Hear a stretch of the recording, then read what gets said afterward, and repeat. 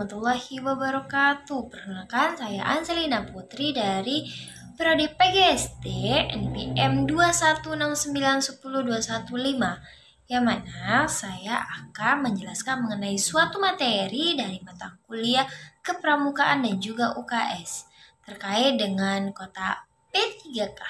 Si pengertian dari obat P3K, kota P3K artinya yaitu pertolongan pertama pada kecelakaan, yang mana P3K ini merupakan upaya pertolongan pertama ataupun perawatan pertama yang dilakukan pada saat melihat korban, yang mana P3K ini bukan pertolongan sempurna, melainkan pertolongan sementara yang dilakukan para medik ataupun pada orang awam pada saat pertama kali melihat korban.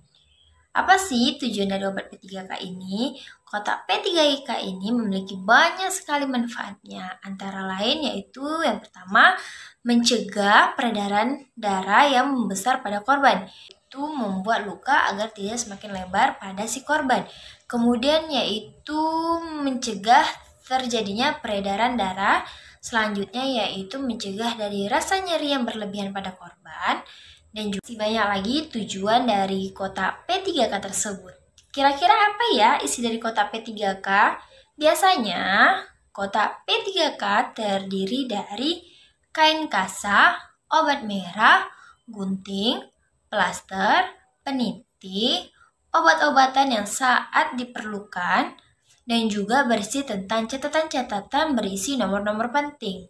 Pada peletaan kotak P3K, sebaiknya kita jauhkan dari jangkauan anak-anak ya, agar tidak bisa melukai anak-anak tersebut. Dan ketika kita saat ingin bepergian, alangkah baiknya kita harus membawa kotak P3K tersebut, karena kita tidak tahu bahaya apa yang akan menimpa kita pada saat kita dalam perjalanan.